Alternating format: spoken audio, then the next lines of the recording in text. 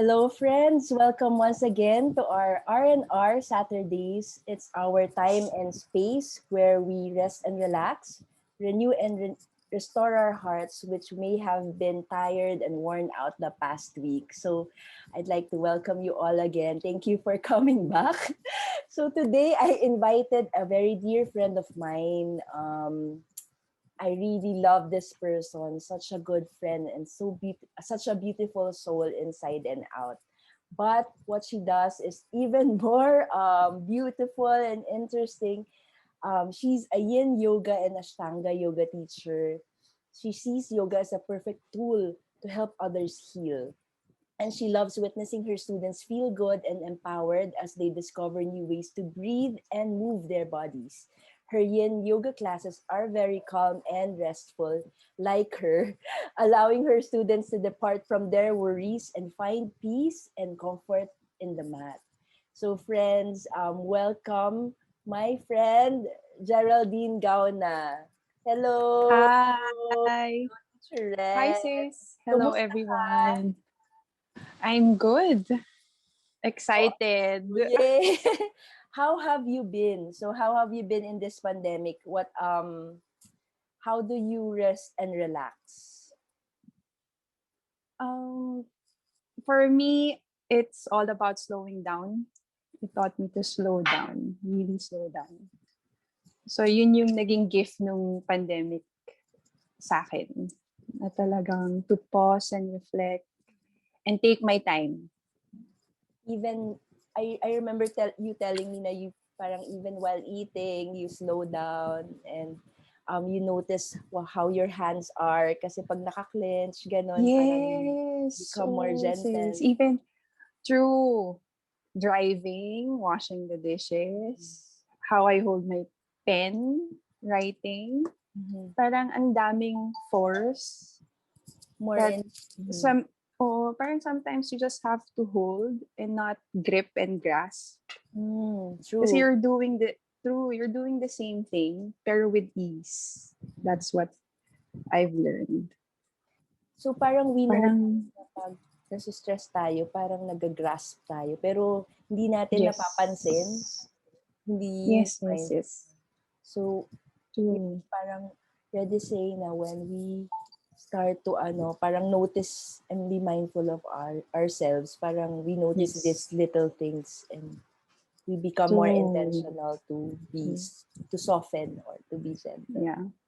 So si Red ay dating flight attendant. So Yes. I'll let her tell you what her story was pre-pandemic times and what how is it like to be a flight attendant. I know that that's a very stressful job also because you're always awake because of Mhm. your job, and serving others on Yes. flight. Yes. It's life changing. It was my dream job, and I feel very blessed to see the world. Mm-hmm. Um, however, uh, my last 2 years was really stressful. Um, I was I was sleeping 2 hours to 4 hours a day, and that affected my flights Mm-hmm. and my mental well-being. And I also had habits that were not good. I was a smoker, and I was eating a lot of processed food. Kasi, well, growing up, I wasn't really mindful of my health at all. So, when my brother and my father got sick, they were undergoing dialysis. My body was not um, prepared for the emotional disturbance. Tama ba? You Sorry. were Basta, emotionally yeah, stressed. Mm-mm. emotionally stressed, and yeah. So it took one class for me to change and realize, oh, I'm not taking care of myself. I'm not taking care of my body. I was not present at all. I was not present at all. I felt like it was a life of unpacking and packing and moving, go, go, go. So sayang. Sabi ko, Lord, I have my dream job. I get to see the world. But physically and mentally, I was drained. And I couldn't understand why. Was it because, was it all emotions? Because, you know, my family members were sick? Or was it me physically? Naguguluhan na ako kung ano nangyayari. Kasi hindi na ako I did not rest at all during my last years of flying. So, hindi ako makabawi. So, parang feeling ko lagi every flight, oh my gosh, I'm gonna make a mistake. Kasi wala kang rest eh. Feeling mo parang, alam mo yun sis, parang na-feel mo na yung pag wala kang tulog, tapos magtatrabaho ka. So, parang yun yung feeling ko. So yun, yung sleep ko was really disturbed. And yeah, I attended one yoga class where I felt really at peace. First time ever. So, yeah, it changed my life. Wow. So that was during the time you were feeling emotionally stressed and you were physically unwell also because siguro combined na yon, your lifestyle and also the stress of your sick family Yeah. members and Yeah. stress of work. So what made Yes. you go to a yoga class? I mean, who invited you? Yeah, it's the people I follow on Instagram. And one particular friend of mine, Clara, she's also a yoga teacher and a cabin crew. I was seeing her post and I felt the honesty and truth and love for the practice, the yoga practice. Sabi ko, wow, parang ang saya niya. Ang saya-saya niya. Sabi ko, I want that for myself also. Not to do the difficult poses, pero yung spiritual talaga. I felt just by seeing her post. her poses. So you Her were inspired by her posts. Yeah. Ang galing. Post. Yes. Meron talagang Kasi sabi ko, cabin crew siya, nagagawa niya to. Tapos parang sobrang peaceful niya. Tapos parang sabi ko, parang when you see someone doing it, it empowers you. Na parang, she can do it. Maybe I can do it too. So how was your journey from being a yoga newbie or a beginner to becoming a yoga teacher? So tell us more about how yoga or your new spiritual practices have changed you. So Well, my habits change completely from that one yoga class. So I attended that yoga class. I was having trouble sleeping. I was still eating unhealthy. I wasn't smoking anymore, but I was still unhealthy. But when I attended that class, grabe yung effect sa akin. Well, first post pa lang kasi yung guidance ng teacher, he was so gentle and calm and just guiding me with my breath, with my eyes closed. Parang I closed my eyes and went inside. That's how I felt. I can hear my thoughts. I can feel my whole body. Tapos para talaga siyang, it felt like heaven on earth. That's how I felt. Yung centered ka. Yun yung feeling ko. You know, when you're praying and you go to that place of really going deep, ganun yung feeling ko ng yoga practice. And when it ended, sabi ko, oh, I want to do it again next time. And the next time I attended, it was a female yoga instructor. And yun na. Sabi ko, oh my gosh. Alam mo yung when you fall in love, that's how I felt on the mat. Kasi grabe, yung she was guiding me through my breath. It was a class where it felt very personal. Yung parang private class siya, speaking to you. Tapos sabi niya, take it, parang giving me the permission to be gentle and soft and not moving all the time and trying to walang force. Just complete surrender. Ganun yung feeling dun sa mat during that class. And when we ended, alam mo yung pag nanood ka ng movie sis na sobrang ganda, tapos you'll clap your hands. May feeling kang ganun, di ba? Or somebody gives a talk and you want to shake their hand. Ganun yung feeling ko after ng yoga class na. So I went up to her and I said, oh my, that was so good. I feel really great. And it must feel amazing doing this for a living. And she said, I'm also a cabin crew and I'm doing this part-time. So lalo akong natuwa. She's doing this, she's teaching. And it must feel good helping others heal. Those were my exact words. So since then, parang the seed was planted. I wanted to teach. I wanted to share. Not, una parang not to be a teacher, but ano mo yun, parang invite people, tara, yoga tayo. Parang there's a way for us to calm down, to come home. Kasi feeling ko siya I realized, ito lang talaga this is the only thing we own. Our bodies. This is the temple of God. Right? So we should take care of it as much as we can. So yoga allows us to do that.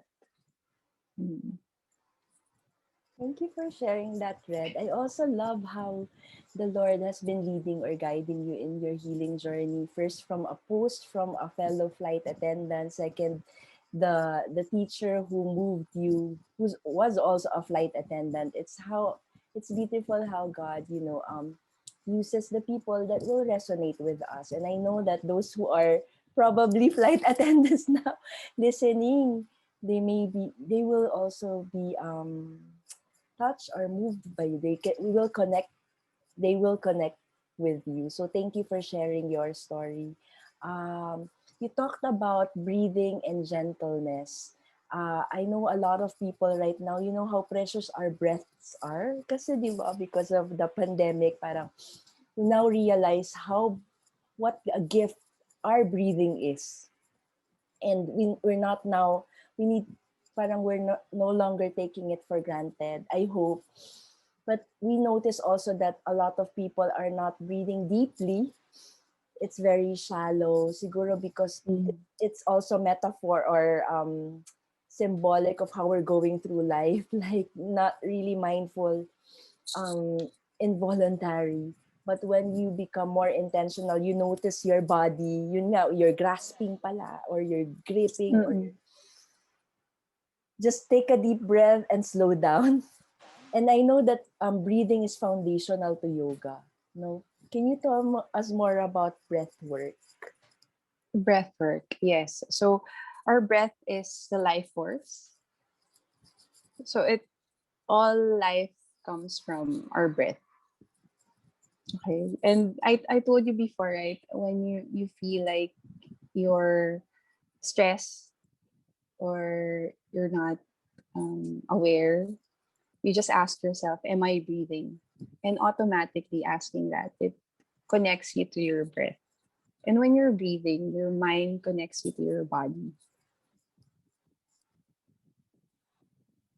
I love that And question. Am I breathing? ang dali, Pa ba no? ako? Oo, parang it's simply asking you, parang, am I aware? Am I aware?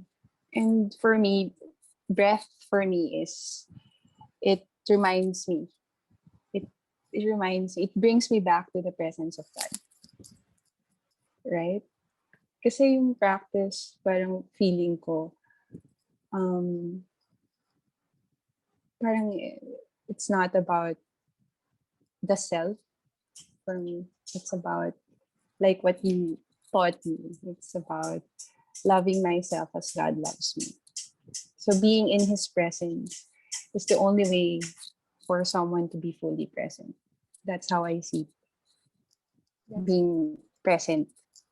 Kasi hindi ko kayang ako lang eh. Hindi ko kayang, that's when I get confused when I'm trying to be myself. I'm trying to love myself. But when God is not involved, it doesn't feel real. That's when I feel like May it's kulang. forced. It's, yes. So parang breathing brings you back to His presence. Kaya so breathing parang we're reminded every upward motion inhale, every exhale on downward movements. Kasi He has to be with us in every movement. And once you breathe, every movement becomes easier. You try it. Try mo hindi ka, syempre pag di ka huminga, patay ka. Pero parang pag huminga ka ng mas malalim, mas makakaya mo lahat. And it reminds you to slow down. I told you about what I do now. Kasi you realize when you practice yoga, there's so many unnecessary roughness. Parang unclenched jaw. You have to unclench your jaw. Your claws, your jaws are clenched. Your hands are tight. Your shoulders are tense. Hindi mo to napapansin. It's because you're not breathing properly. But try taking a deep breath and relaxing your muscles, and it changes how you move things, how you do and move. I love it. How you do Oh, things and move. Pala. Yes. oh, thank you, Red. I just need a moment to chew on that. Ay, oo, kasi di ba yung sinasabi ko siya, parang sabi ko nga, I wanted to share this kasi lately yun yung message ni Lord sa akin. Talagang slow down. Parang when the outside is noisy, parang you really have to take a moment and find time for yourself. When the inside is noisy, pag nagcha-chatter yung mind mo, you have to move to calm the mind. So there are ways. You have to move. That's why walking helps, no? Walking helps, yoga helps, any type of movement helps. So yun yung steps ko. What I do is I breathe, I move, and I rest. That's how I relax. So I breathe to slow down. I move when my mind is overthinking, and I rest when my body's tired.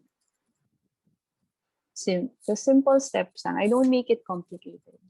Yes, when you Parang becoming a teacher. Yeah. Parang feeling ko yung pagiging teacher, it actually didn't make me advance. It made me simple.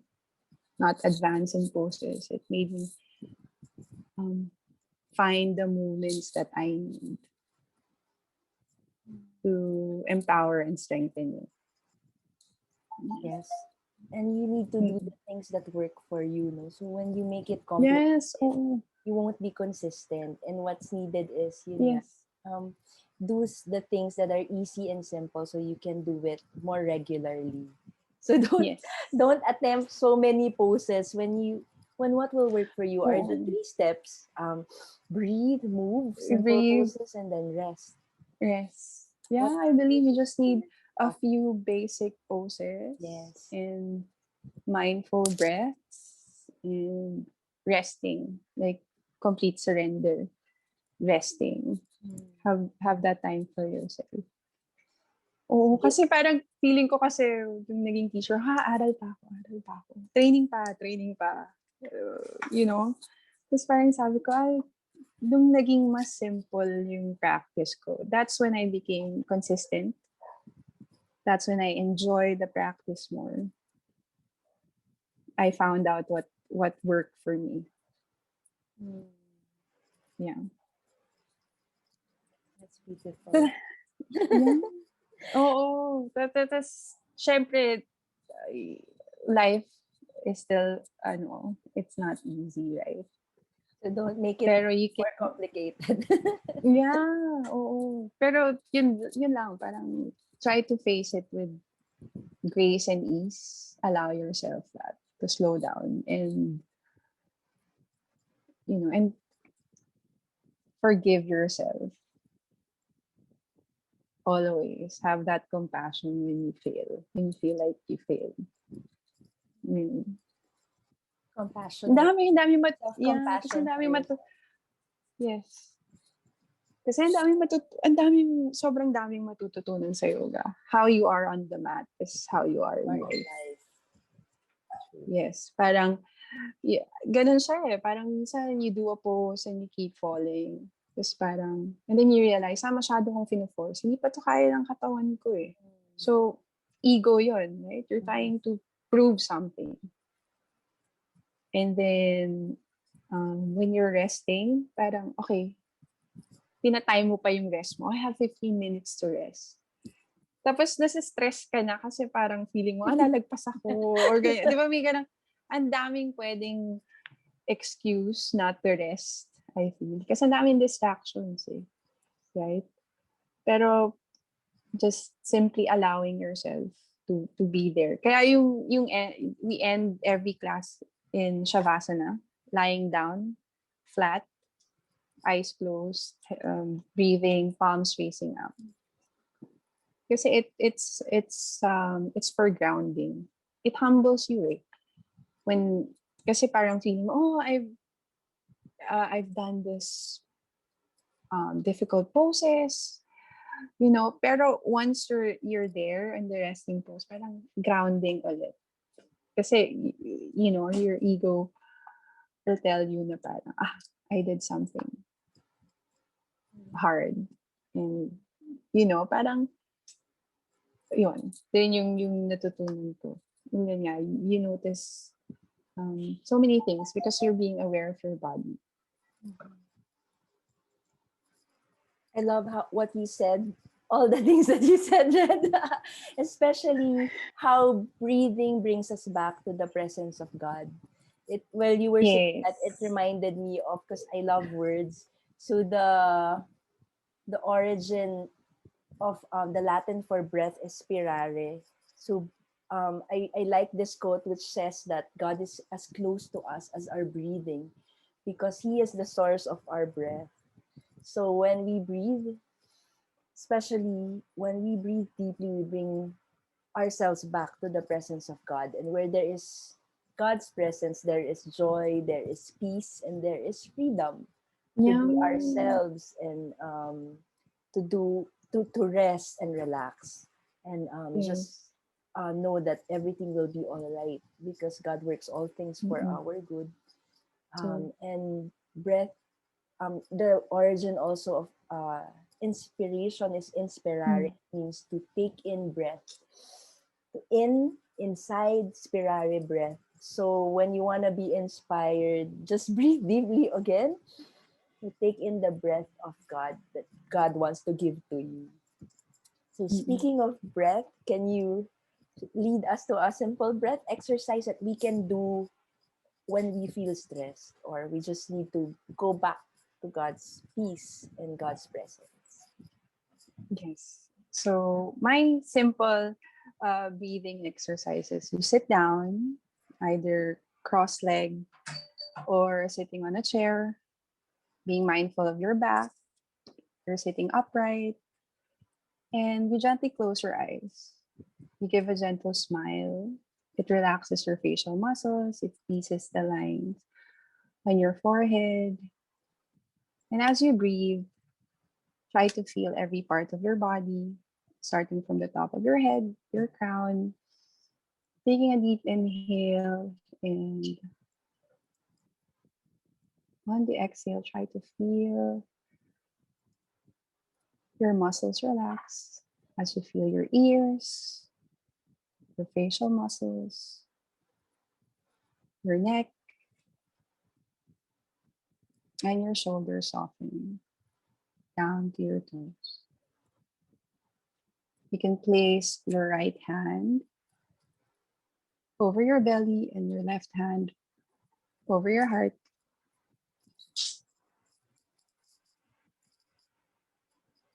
And take a deep inhale. And on the fourth count, exhale.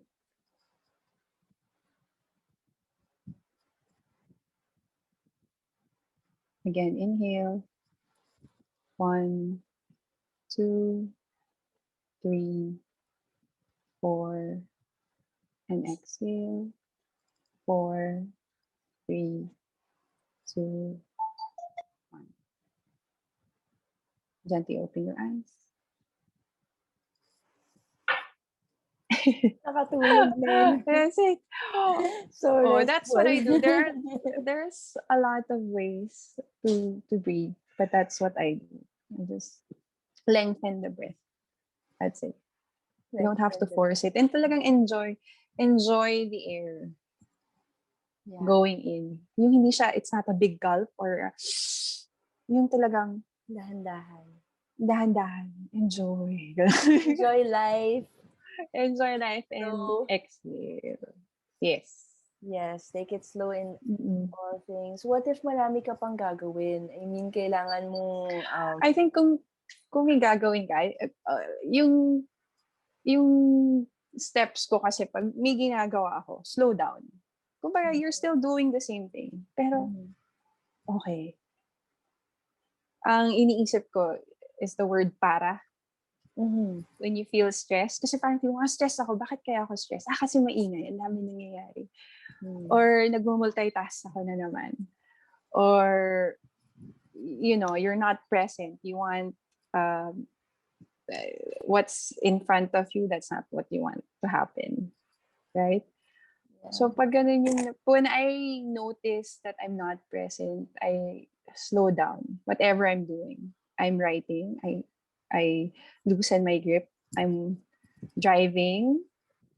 I soften my hands on the steering wheel. Talagang hindi tight. I check if my jaws are clenched. And yun, sabi ko, para, you change, you pause, you remember. It stands for I pause, I accept what's in front of me, I respect, and I appreciate. I remind myself that when I pause, na parang, okay, this activity now is what's needed. I have to do it. And I'm doing it. Yes. Yes. And I can, you can do everything. Kaya nga sinabi ko, I realized this week, di ba, our favorite verse, I can do all things through Christ who strengthens me. And during one of my journal entries, parang lumabas. Sabi ko, it's true. When you're present, you have access to all that God is. Lahat. Diba? Parang kaya mo lahat when you're reminded of His presence. You can parang pag present ka nga, parang feel mo, kahit ano kaya mong gawin, kahit sino kaya mo patawarin. Pag may moments kang ganun eh. You felt that, right? Yung parang may moments na ganun. And then, syempre, it's not always parang the whole day na ganun ka or every day. But you can always remind yourself to go back. I've reached that place before. Hinga nga ako, hinga. Remind myself that I can go back to that place again. Kasi, God is a generous God. He allows us to experience His presence in every way. And, di ba, Jesus, parang one homily, I heard the priest say that Jesus experienced every human emotion that there is. lahat na experience niya, and he was able to overcome all of those emotions because he was present. He was serving God. Dealing with just one And emotion at a time and not looking at the yes. future, because sometimes we're so advanced and our heads are in the clouds or in the Oo. future. It's okay to plan Oo, and sobra. it's okay, but you know, when you execute the plan, you have to be present already. Nandito ka na. Nandito ka, wala pa yung Mm-mm. future. But what you're doing right now contributes to what's ahead. But then, we're really not promised the future. It's not really certain. We don't know if we'll still Oo. be there, but the now is the gift. That's why it's called the present. Naisingit niyo, Oo, the guys. present. Oo, di ba? Favorite quote natin yun. True. Today is the Mm-mm. present. So, Today. yes. And one day at a time. One day at Yun, a time. one day One at a step at time. a time. Oo. One breath at a time. We say One that. breath at a One time. breath at a time. Oo. Minsan nga, isang breath lang eh. Tapos makaka-feel ka na ng healing. Yung parang, okay. Tapos the other day, I heard, I listened to a podcast and they said, it takes 90 seconds for um, any negative emotion to leave the body. Physical, that physical feeling of anger, it takes 90 seconds. So sabi nila, pag nagalit ka, nainis ka, or yun nga, naka-feel ka ng negative emotion, start counting. 90 seconds is 1 minute and 30 seconds. Yes. Oo, ganun. So, you can breathe for 1 minute and 30 seconds. Oo, diba? Tapos parang isang deep breath, parang 3 seconds, right? So parang breathe for 30 seconds. Tapos pag nawala na yung that physical feeling of anger, back nasa peace ka na ulit. Kaya nga galing eh. Kaya That's di ba why they pag say count yung more. mga, yeah. Kaya na-realize ko, di ba merong mga taong pag nafe-feel na nila na magkakaroon ng conflict, they walk away. Di ba? Sabi ko, yun yung mga parang, okay, they're present enough to do that. Di ba? To seek silence, stillness, and solitude para they won't say anything they would regret or react.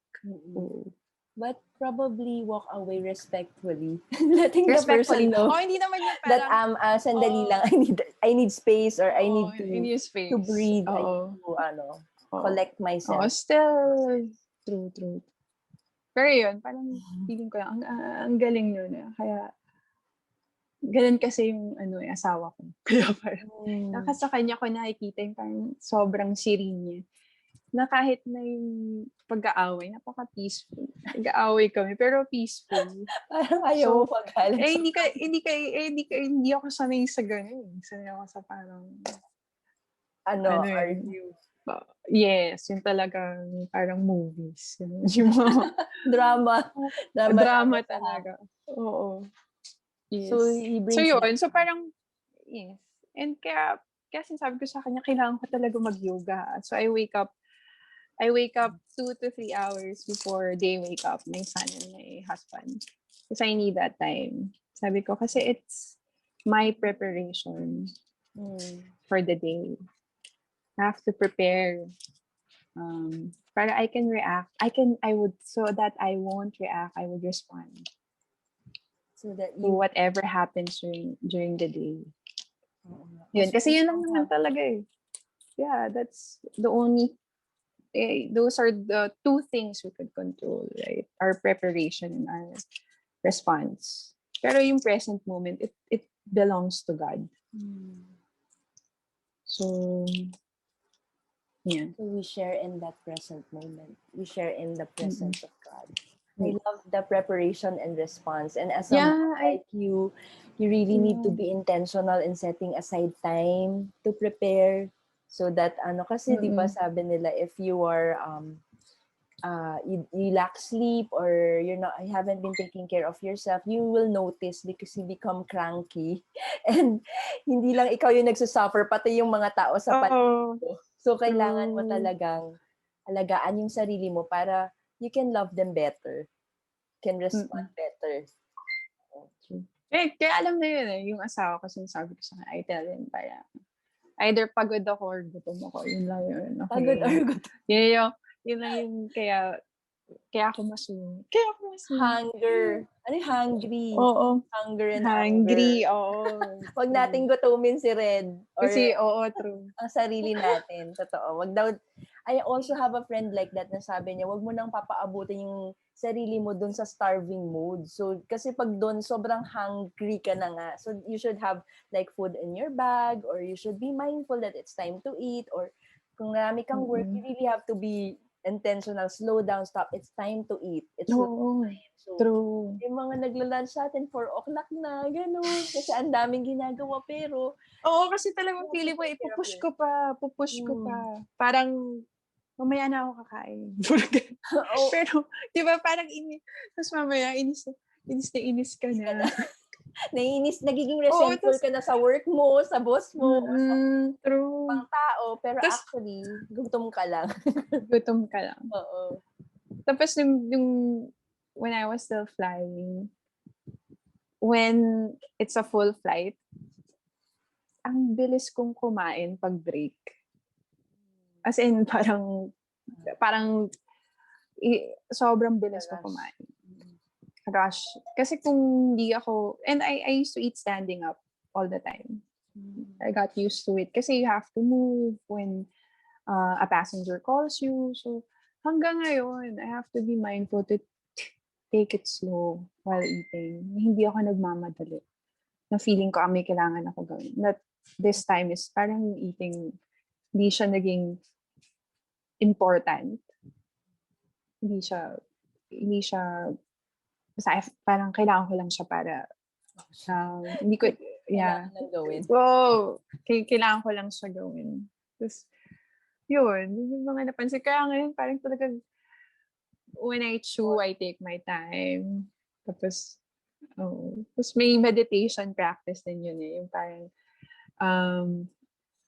from the time you put the piece of fruit or nut in your hands, nagme-meditate ka na. You feel it, you look at it, you appreciate the color, the scent. You ganun talaga ka mindful in placing it in your mouth, chewing it. You feel it going down your throat, in your belly. That meditation helped me realize, no, I was always rushing while I was eating. I was not enjoying my food. Tapos yun, I'm not present when I eat. Kasi I don't, parang I did not respect the food and I did not appreciate it that much. Yun yung feeling. Kasi parang, chow lang ako ng chow. Ang tawag din sa kanila mo. Yun, yung mga ganong practice. Ano ba yun? Parang yung kinakain mo lang, nilulunok. Hindi mo na natitikman. Oo, sininghot mo na lang yung food. Ganun yung sabi sa akin. Naalala ko tuloy St. Paul, sabi niya, whether you eat or drink, do all things for the glory of God. And taste and see that the Lord is good, sabi nung psalmist. So while you eat, you also invite God into the eating. Kasi you can give glory to God while eating. Oh, yeah. By being mindful of what you eat and being thankful that for this gift of this, nakakakain ka pa and binigay sa iyo ni God yan. So take your time eating and communing with God. I mean, I love eating, so I pray while eating. I really talk to God while eating, like talking about my day or talking about my plans, and just telling Him na ang sarap nito, Lord. Ganon.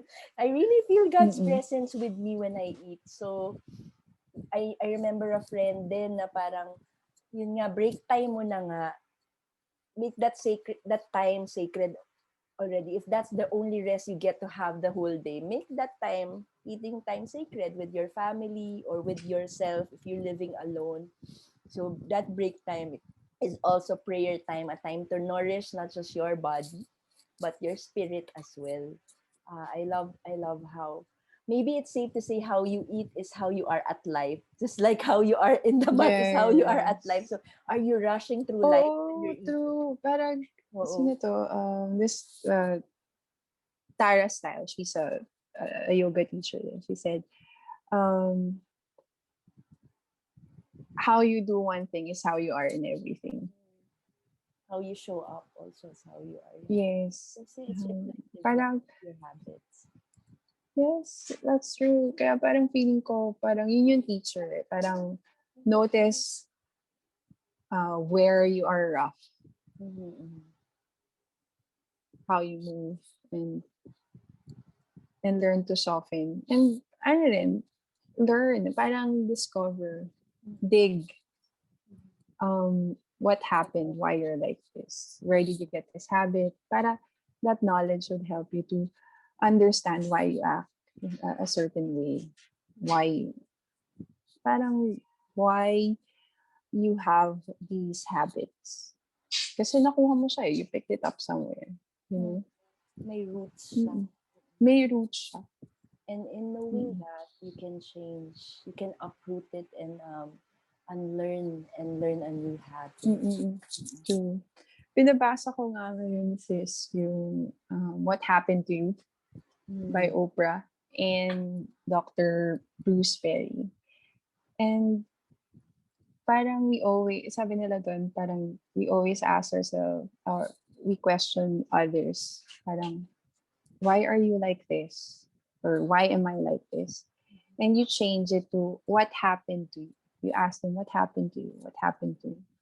So, yung, that compassion, it changes from judgment to acceptance, right? Kasi you have, people just, something happened to them, why they act a certain way. Something happened to you, why you act a certain way. You have to accept and discover what happened to you to heal. Mm-mm. To heal, yes. Mm-mm. To know where the wounds are coming from so that you can know the best medicine for it. Mm-mm.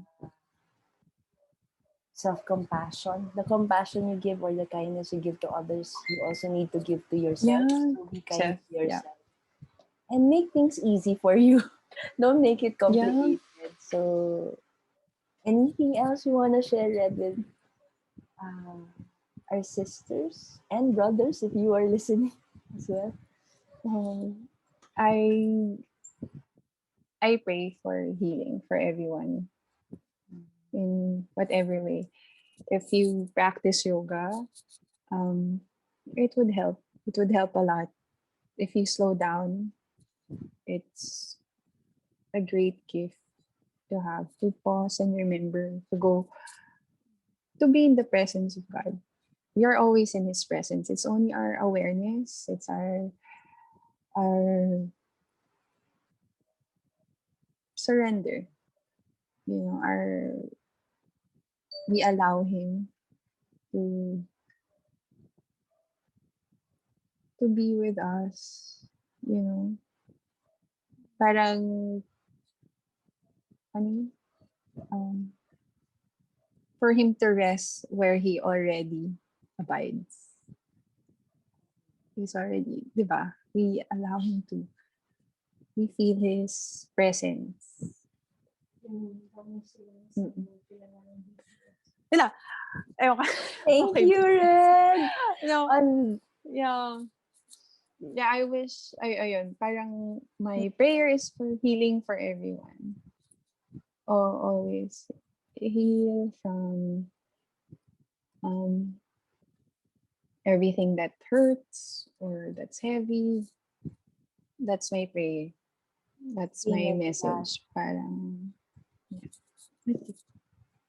On that note, thank you for that kind words and kind prayers, kind thoughts. And I know that our energies are going through this vlog or this podcast. To whoever is listening, we wish you healing, peace, and God's joy, God's presence today.